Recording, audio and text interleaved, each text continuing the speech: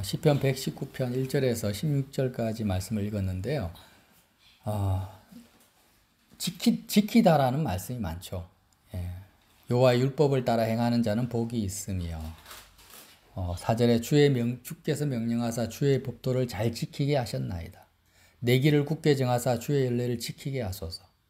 그래서 율법을 지킨다라는 말씀을 읽을 때마다 조금 부담스럽잖아요. 왜? 우리는 잘 못 지키는 것 같으니까. 그런데 율법이라는 것을 여러분 이제 선명하게 정리를 좀 하셔야 돼요. 율법은 두 가지가 있습니다. 불완전한 율법이 있고 완전한 율법이 있어요. 완성된 율법이 있어요. 불완전한 율법은 뭐죠? 돌판에 새겨진 율법이에요.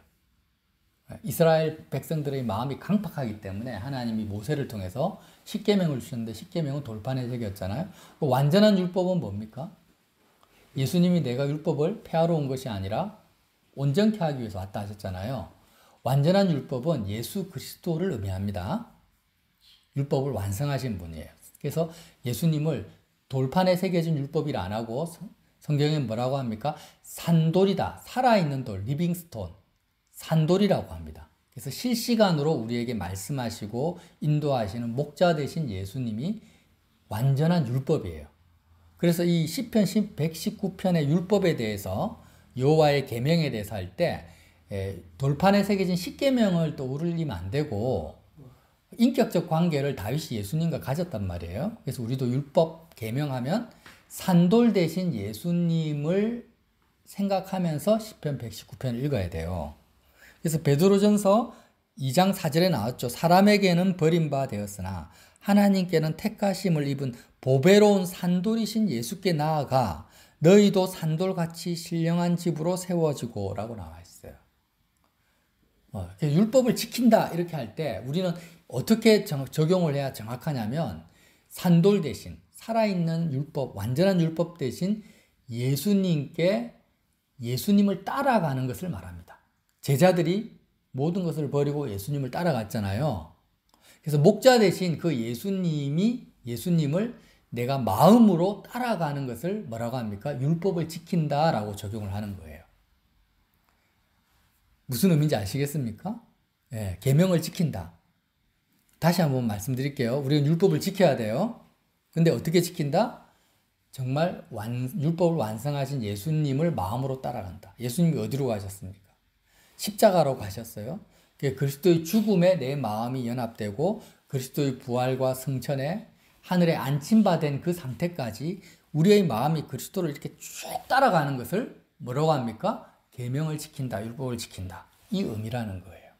자, 그러면 이것을 전제로 깔고 오늘 2절 보세요. 119편 2절에 여호와의 증거들을 지키고 특별히 여호와의 증거를 지킨다고 나와요. 여호와의 증거가 뭐예요? 여러분 범인을 수사할 때 그 살인 증거 이런 게 나오잖아요. 여호와의 증거라는 것은 다른 게 아니라 예수 그리스도께서 하나님의 아들 삼위일체 되신 예수님이 이 땅에 내려오셔서 계속해서 증거를 보여주셨는데 우리 죄를 대신해서 십자가에서 예수님이 죽으신 것이 뭐예요? 여호와의 증거입니다. 그거보다 더 큰 프루프는 없어요. 증거는 없어요. 여호와의 증거라는 거예요. 무슨 증거예요? 내가 세상에 대해서 죽었다라는 증거고 내가 죄에 대해서 죽었다라는 증거고 우리가 하나님의 자녀가 되었다라는 증거예요. 그러니까 여호와의 증거를 지켰다 이 말씀도 무슨 말이냐? 내가 마음으로 그리스도의 십자가의 죽음과 부활 사건을 하나님의 증거로 내가 마음으로 꽉 붙잡고 있다라는 거예요. 마귀가 우리가 여호와의 증거를 이렇게 붙잡고 있을 때 마귀가 우리를 정죄할 수 없고 우리를 자기의 영역으로 끌어당길 수가 없는 거예요. 그죠? 우리가 빚을 졌어요. 사채업자한테. 그러면 그것을 막 빚지고 있는 상태에서는 압박도 받고 마음이 힘들다가 빚을 다 갚았어. 그럼 뭘 씁니까? 영수증을 써주겠죠. 이제 다 갚았다. 그럼 그 영수증이 하나의 증거가 되는 거죠. 뭣도 모르고 사채업자가 와서 야, 빚 갚아 이럴 때 뭘 내밉니까? 다 갚았다라는 그 증거를 영수증을 내밀면은 자유케 되는 거예요. 증거만 있으면 돼요. 그것처럼 여호와의 증거, 예수님이 이 땅에 와서 나를 대신해 십자가에 죽으시고 부활했다. 그 증거를 붙잡고 있고 전심으로 여호와께 이 증거를 구하는 자가 뭐가 있다고 하면 복이 있다라는 거예요. 여러분, 믿음이라는 것은 마음의 흐름을 말한다고 했죠. 마음의 흐름. 근데 우리가요, 왜 믿음을 못 가지냐면은 마음을 너무나 다른 곳에 다 쏟아버리고 있다. 마음이 너무 잘 유출이 돼 버리는 거예요. 자, 예를 들면 이런 거예요. 돈을 많이 벌어도 항상 부족함을 느끼는 사람이 있어요. 왜 그래요? 씀씀이가 너무 큰 거야. 예를 들면 동남아시아 태국이나 이런 데 가서요. 말레이시아나 이런 데 가면 현지인들은 한국인들보다 씀씀이가 훨씬 적습니다. 그래서 우리나라 돈으로 한 50만 원에서 60만 원만 있으면 현지인 방식대로 살며 현지인이 먹는 음식을 먹고 현지인이 사는 어떤 주택에서 살고 이런 현지인의 생활 스타일대로 살면 50만 원, 60만 원을 가지고도 너무나 풍족하게 살 수 있다라는 거예요. 근데 그 동남아시아 가서 한국인들이 쓰는 지금 우리 한국에 생활하잖아. 이 생활 수준으로 살려고 하면 50만 원, 60만 원은 택도 없어요. 어느 정도 있어야 되냐? 한 180만 원에서 200만 원이 있어야 돼요. 현지인에 동남아에 가도. 왜? 씀씀이가 그렇게 큰 거예요. 한국 사람들이. 그래서 내가 월급을 한 1,000만 원, 2천만 원을 벌어도요. 생활 수준을 예를 들어서 서울에 아주 그런 상위 클래스 있잖아요. 백화점 이런데 미용실도 어때요? 고급 미용실 가고 피트니스 회원권 끌고 골프 치고 이런 수준으로 살면은 1,000만 원, 2천만 원도 항상 부족한 거예요. 안 되는 거예요. 근데 반대로 지방에서 그냥 배달 음식 시켜 먹고 일반적인 그냥 이발소나 미용실 가고 그런데 이렇게 골프 안 치고 이러면 골프 가격도 많이 낮아졌긴 해요. 그러면 어떻게 해요? 1,000만 원, 2천만 원이 굉장히 풍족한 거예요, 그게. 그래서 내가 돈을 많이 버는 것도 중요하지만 더 중요한 게 뭐다? 씀씀이를 줄이는 거예요. 이게 이해되시죠? 씀씀이를 안 줄이면 항상 부족합니다. 똑같다라는 거예요, 지금. 우리 믿음도 똑같아요. 저와 여러분의 마음은 정해져 있어요. 마음의 한계가. 그러니까 물질은 부유한 사람이 있고 태어나면서부터 부유한 사람이 있고 또 가난한 사람이 있어요. 불공평하죠. 물질의 영역은 불공평해요. 근데 마음의 영역만큼은 장애인이든 북한 사람이든 태국 사람이든 한국 사람이든 마음의 그 분량이라는 것은 모든 사람이 다 동일합니다. 이 부분에 있어서는 하나님이 공평하게 주셨다라는 거예요. 근데 행복과 기쁨을 느끼는 것은 마음으로 느끼는 거거든요. 왜 우리가 행복을 못 느끼냐? 마음을 너무나 엉뚱한데 다 써버리는 거예요. 자, 우리가 전에도 항상 말씀드리지만 육체의 에너지도 할 수 있는 에너지가 분량이 사람마다 조금 차이는 있지만 정해져 있어요. 내가 하루 종일 집안 청소를 해야 되겠다. 그 계획을 하잖아요. 그러면 아침부터 저녁까지 계속해서 방 닦고 막 설거지하고 청소기를 돌렸어. 그럼 에너지를 다 썼어요. 그 다음에 내가 뭘 해야 되겠다 하면은 쓸 힘이 있어요, 없어요? 없어요. 너무 피곤하니까. 근데 마음도 똑같습니다. 마음도 자고 일어나면 이제 우리 마음이라는 게 있는데 마음을요, 어떤 사람이나 사건에 마음을 다 써버릴 수가 있는 거예요. 그것 때문에 고민하고 염려하고 그 사람 때문에 스트레스 받고 막 생각을 돌려요. 그럼 마음을 다 써버리면 하나님께 마음을 쓸 힘이 여력이 있어요, 없어요? 없어요. 쓸 수가 없어요. 그러니까 반드시 기억해야 됩니다. 육체의 에너지를 우리가 잘 조절을 해야 되잖아요. 그러면서 살잖아. 그것처럼 우리 마음도 그날 써야 될 분량이 정해져 있는 거예요. 그래서 마음을요, 막 쓰지 마세요. 막 쓰면 안 돼요. 그래 버리면 정말 믿음이라는 것은 마음을 하나님께 쓰는 것을 믿음이라는 거거든요. 그렇죠? 마음을 세상에 쓰는 걸 믿음이라 안 하잖아요. 그러면 우리가 의인은 믿음으로 산다 했는데 마음을 하나님께 써야 되는데 마음의 분량은 정해져 있어. 근데 내가 마음을 막 유튜브에 써버리고 사람한테 써버리고 막 이 땅에 뭘 먹고 뭘 막 이들 다 써버리고 나서 내가 믿음을 가지겠다? 있을 수가 없는 일이라는 거예요. 그래서 성경은 뭐라고 합니까? 잠언 4장 23절에 유명한 말씀, 모든 지킬 만한 것 중에 더욱 내 마음을 지키라. 생명의 근원이 이에서 남이니라. 마음을 지키라는 거예요. 막 마음이, 세상은 우리 마음을 흡입하는 흡입력이 있습니다. 세상은 흡입력이 있어요. 사람도 흡입력이 있어요. 우리가 어떤 사람을 만나면은 어떤 사람은 내 마음을 별로 안 빼들어가. 흡입하지 않아. 근데 굉장히 매력적인 사람. 응? 요즘 잘생긴 남자가 뭐예요? 차현우? 이름도 잘 모르겠다. 굉장히 잘생긴 남자가, 연예인이 갑자기 내 앞에 탁 나타났어요. 그럼 우리 마음이 어떻게 되겠어요? 흡입력이 굉장히 강한 사람인 거야. 그럼 쫙 내가 마음을 쉽게 빼앗겨버리는 거예요. 그렇게 마음을 빼앗겨버리면 내가 써야 될 마음이 분량이 예를 들어서 100%인데 그 사람한테 70%를 다 써버리면 이제 하나님께 드릴 마음은 30%밖에 안 남아있는 거예요. 믿음으로 산다라는 것은 이미 끝나버리는 거예요. 그러면 우리가 눈 뜨고 일어나면은 우리 이미 회사에 가면은 무슨 일을 할까? 그럼 일에 마음을 쏟아버리죠. 직장에 가면 직장 상사나 부하 직원들, 동료 직원들하고 대화하면서 마음 다 쏟아버려요. 이렇게 하면 안 돼요. 지금 다윗이 오늘 뭐라고 합니까? 전심으로 여호와를 구하는 자는 복이 있다. 전심, 모든 마음, 전심. 모든 마음을 여호와께 쏟는 자는 복이 있다라는 거예요. 네. 그러니까 우리가 아무리 저와 여러분이 급박한 일이 있고 바쁘고 마음 쏟을 일이 많아도 다윗만큼 마음을 쏟을 일이 많을 수는 없어요. 다윗은 어떤 사람입니까? 왕인 거예요. 그 시대 왕은 지금의 대통령과는 비교가 안 됩니다. 대통령은 행정에만 신경을 씁니다. 입법, 상권 분립이 돼 있잖아요. 우리는 지금. 근데 그때는 상권 통합입니다.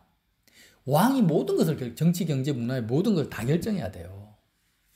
그러면 다윗이 마음을 쏟아야 될 일들이 얼마나 많겠어요. 근데 다윗은 뭐라고 합니까?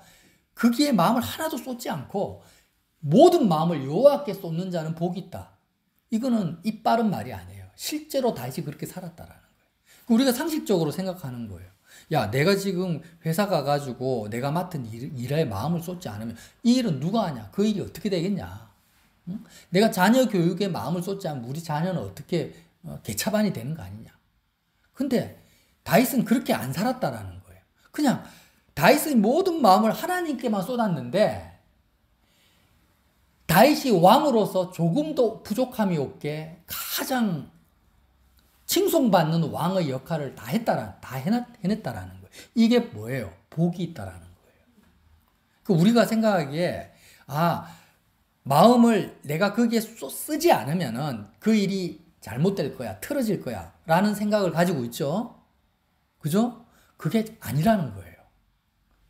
다윗이 그거를 체험한 거예요.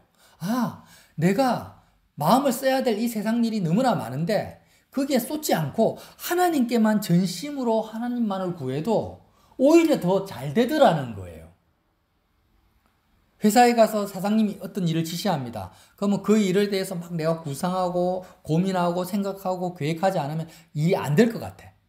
그런데 실제로는 하나님께만 마음을 다 드리고 오히려 그 일에 신경을 안 썼는데 하나님이 다 알고 계시고 보고 계시고 나를 도우시는 것을 내가 믿으면 그냥 하나님께만 마음을 다 쏟았는데도 오히려 내가 고민하고 생각하고 붙들었던 것보다 그 일이 더 수월하게 내가 생각한 것 이상으로 잘 되는 것을 경험한 거예요, 다윗이. 그래서 그런 삶의 경험을 토대로 해서 뭐라고 합니까? 전심으로 여호와를 구하는 자는 복이 있다, 이렇게 말을 하는 거예요. 이걸 정말 믿으십니까? 이걸 해보자라는 거죠. 자, 마음이 어떤 삶의 두려움 때문에 마음을 씁니다. 그죠? 또 어떤 즐거움 때문에. 내가 이렇게 친구들하고 어떤 관광지에 가서 영화도 보고 맛있는 음식을 먹으면 즐거울 거야 하면서 즐거움을 추구하려고 마음을 쓰고 앞으로 미래의 염려나 걱정 때문에 또 마음을 쓰고 의무감, 내가 뭐뭐 해야 된다. 뭐뭐 해야 된다는 의무감 때문에 또 마음을 써요. 그런데 다윗은 지금 뭘 말합니까? 즐거움을 추구하는데 마음을 쓰지 말고 두려움과 압박 때문에 마음 쓰지 말고 어떤 의무감 때문에 부담감 때문에 해야 된다라는 것 때문에 마음 쓰지 마라. 그런 거 하나도 안 쓰고 그냥 하나님께만 마음을 다 들여봐. 그 삶의 현장에서. 그래도 정말 너의 삶의 일들이 어떻게 되어지는지를 보라는 것입니다. 복이 임하나 안 하나를 보라는 거예요. 복이 임한다라는 거예요. 그걸 체험하신 분들 많죠? 체험하시죠?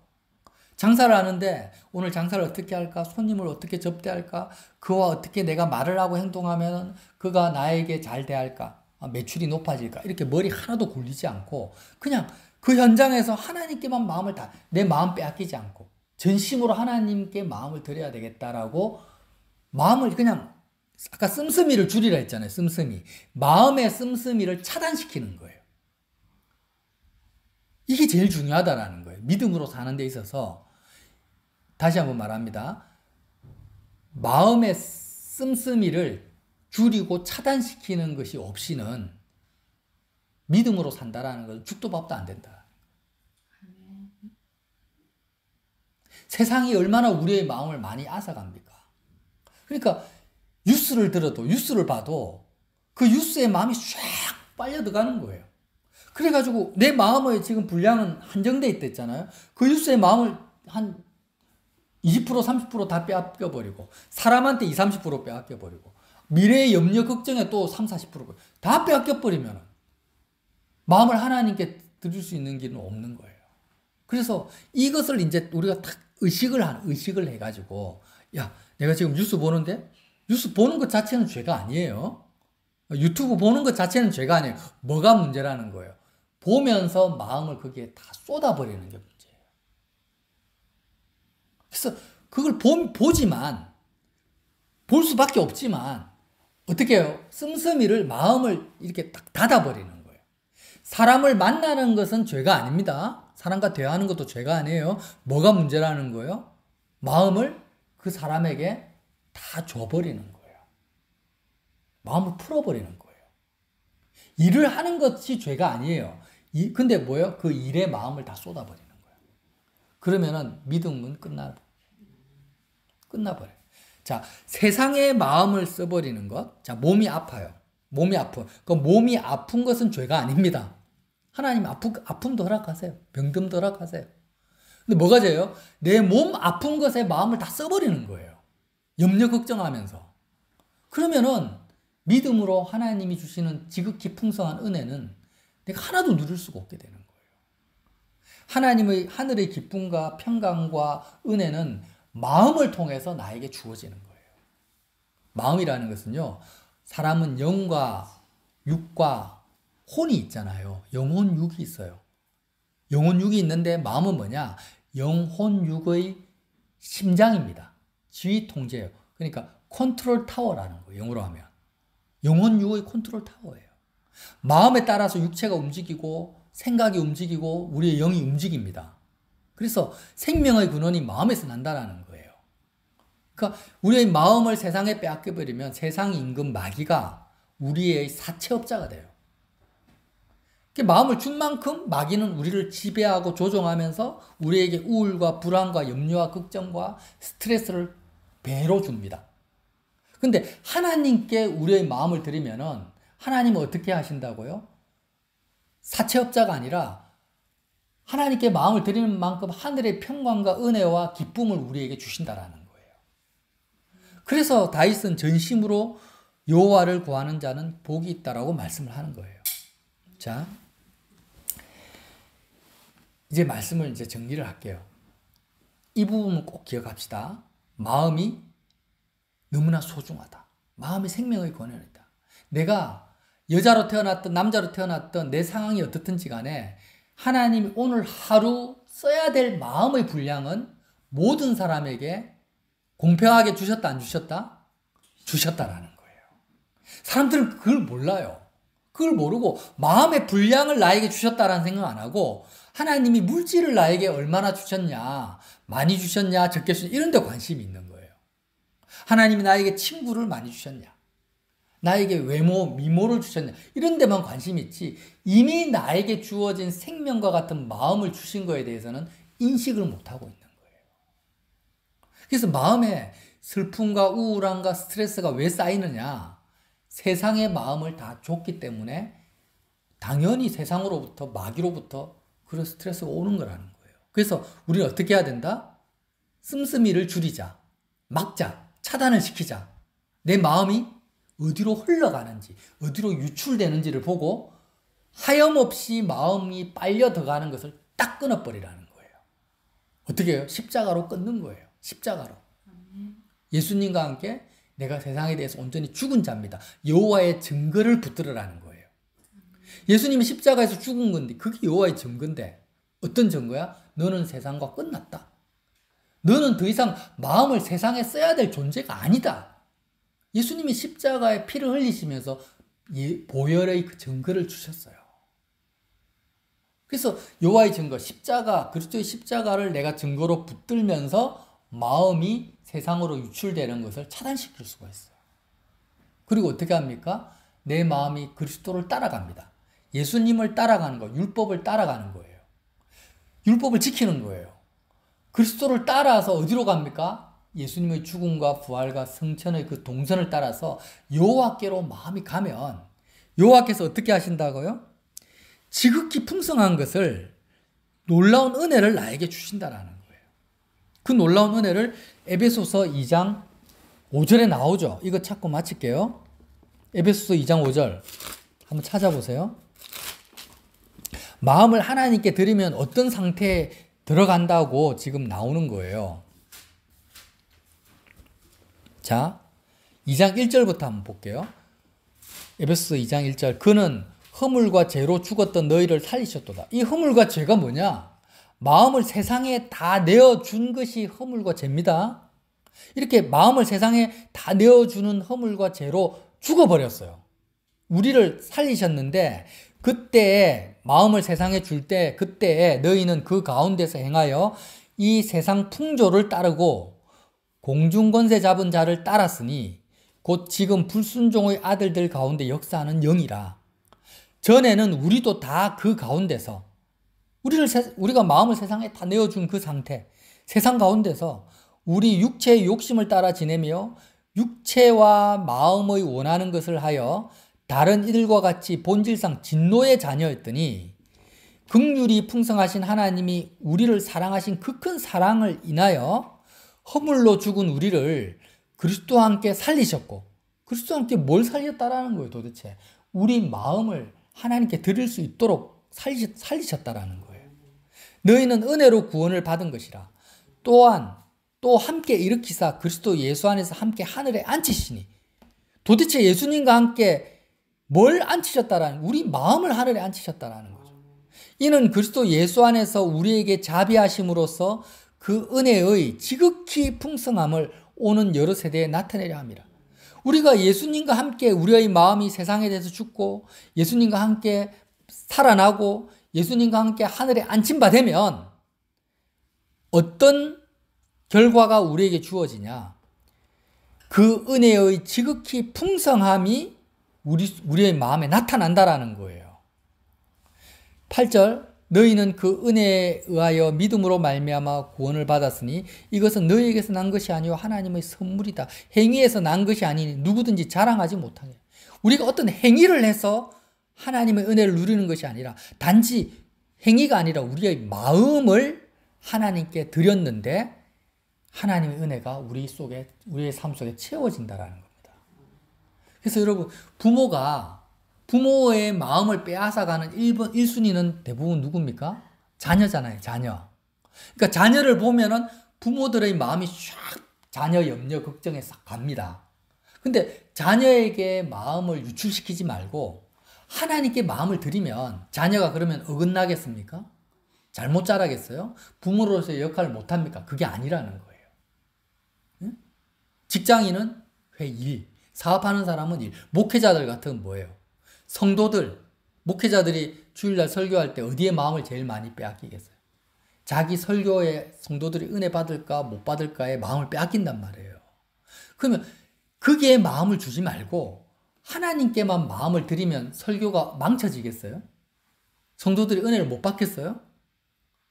사업하는 그리스도인들이 직장생활을 하는데 회사 일을 어떻게 잘할까 못할까 인간관계에 마음을 쏟지 않고 그 삶의 현장에서 하나님께만 마음을 들이면 회사에서 왕따를 당하고 일을 망치겠습니까? 아니라는 거예요. 우리가 이걸 정말 한번 믿어보고 실천해보자라는 거예요. 정말 다윗처럼 모든 마음을 전심으로 하나님께 마음을 드리고 났을 때 내가 마음 쓰지 않았던 그 세상 일들이 어떻게 되는지를 보라는 것입니다. 하나님의 뜻대로 되어집니다. 하나님의 은혜와 역사가 거기에 나타납니다.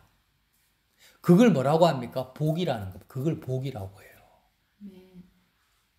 예수님의 복의 근원이죠. 그래서 저와 여러분이 꼭 기억합시다. 일단 내가 돈을 아무리 많이 벌어도 번 거 이상으로 써버리면 가난뱅이 된다. 빚쟁이 되는 거예요. 그러니까 마음도 세상에 유출되어지는 마음을 어떻게 해야 십자가로 차단시키자. 이것만 해도 우리의 마음에 어마어마한 은혜가 주어질 수 있는 근거가 마련됩니다. 저와 여러분이 이 마음의 분량을 함부로 쓰지 않고 하나님께 온전히 전심으로 내어드려서 정말 하나님의 은혜의 지극히 풍성함을 마음에 채울 수 있는 우리가 되시기를 예수님 이름으로 빌어드립니다.